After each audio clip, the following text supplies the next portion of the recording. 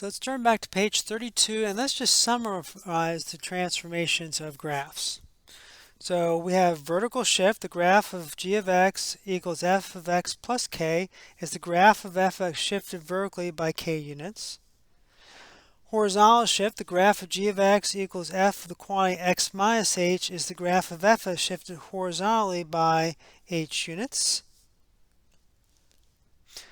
Vertical compression. For the absolute value of a is less than 1, the graph of g of x equals a times f of x is the graph f of x vertically compressed by a factor of a.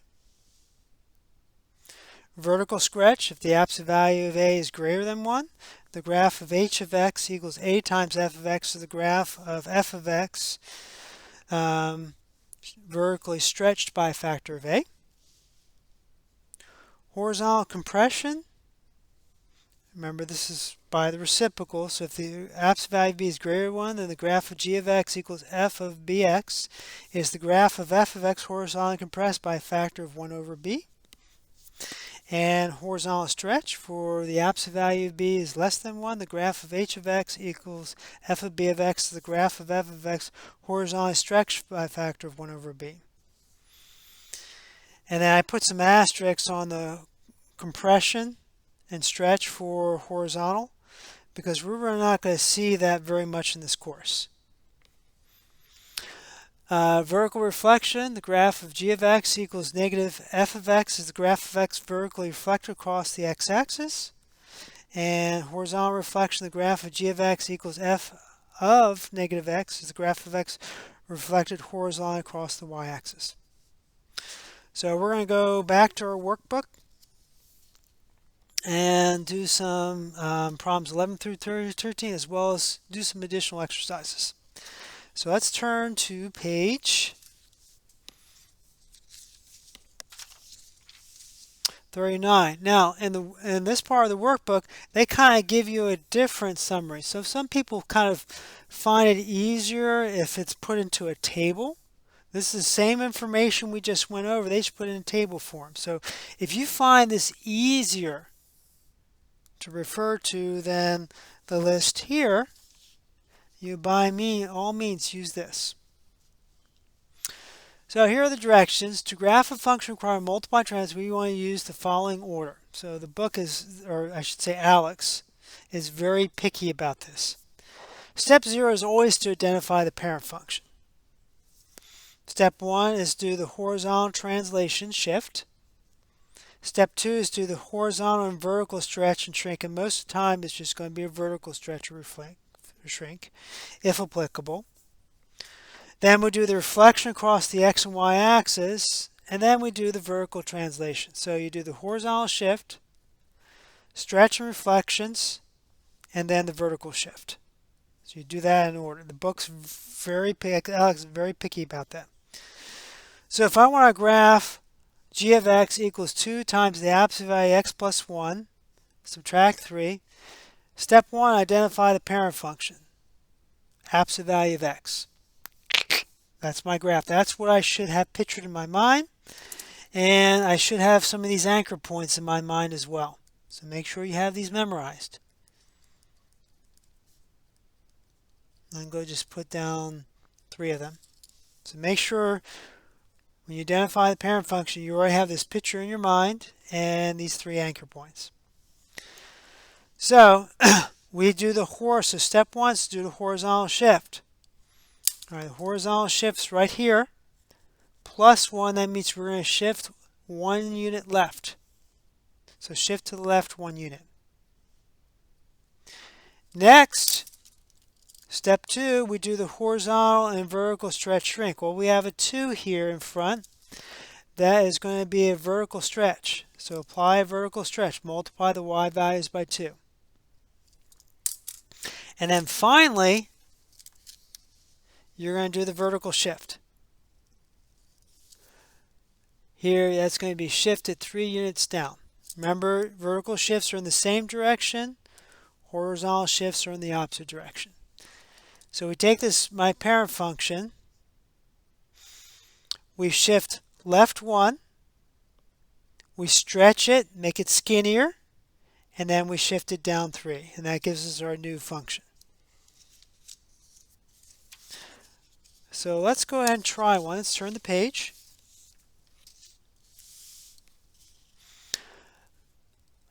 The function g is given. Identify the parent function. Then use the steps for graphing multiple transformations of the function to list in order the transformations applied to the parent function to change the graph of g.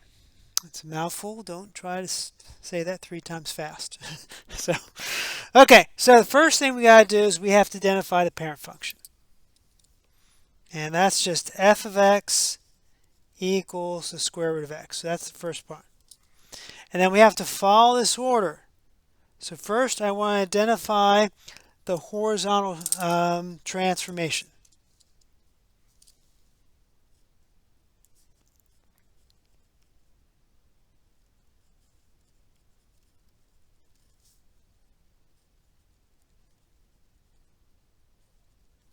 So horizontal translation, I'm looking right here.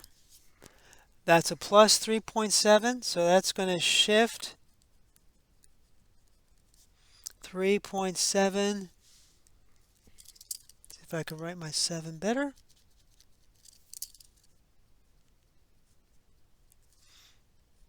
To the left. Remember, it's in the opposite direction. Alright, so step 2. And let me get a different color, so let's do pink today. We're going to do the horizontal and vertical stretch and shrink.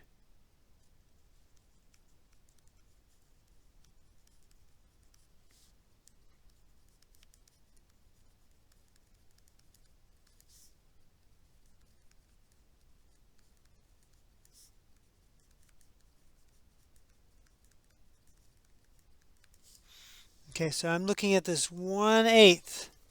It's outside of the square root, so this is a vertical shrink.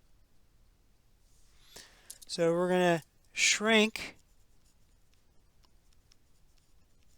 vertically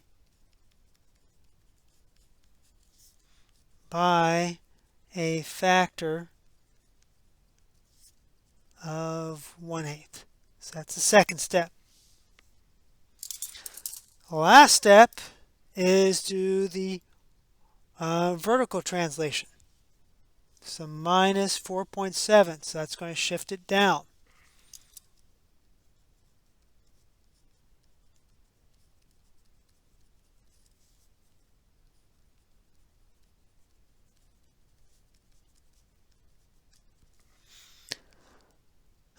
So that's going to shift it. I guess I should say, my bad, I skipped a step. So we'll call this step 4. For step 3, there's no negative here. So step 3 is not applicable. There's no reflections.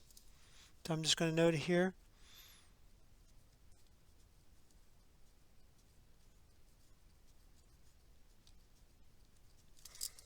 There are no reflections. So we don't have to worry about that step. So step 4, we're doing the vertical translation. We're going to shift 4.7 units down.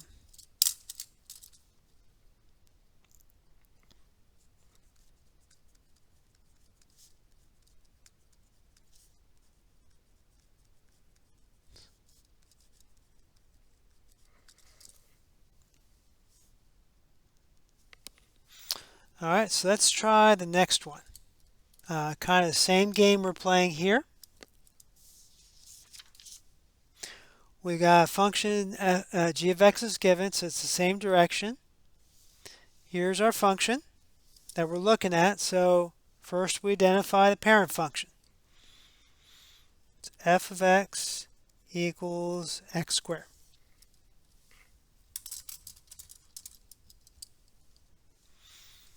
So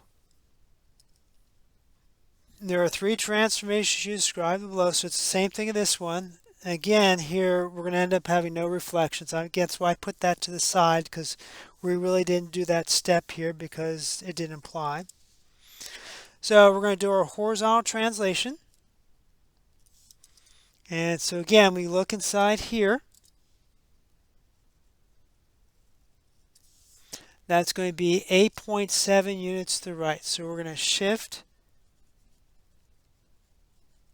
8.7 units right. Then we have this 2 here. So that's going to be a vertical stretch.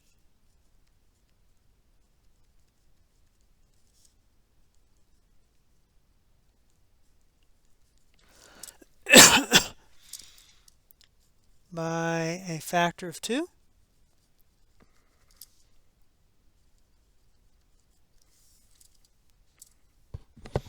Step 3, like before, is not going to be applicable.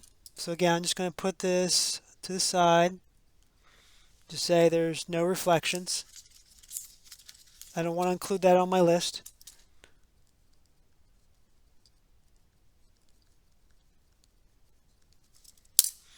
And then we're looking at this plus 6.8. That's going to give us a vertical shift.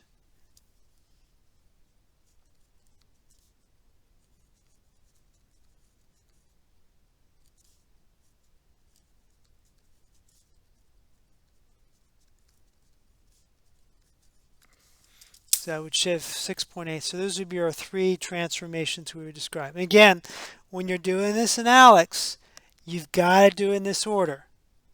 You can have these steps right, but if you put them in the wrong order in ALEKS, it's going to tell you it's wrong. And it gets kind of frustrating. So just be aware. Follow this order in ALEKS when you're entering this in.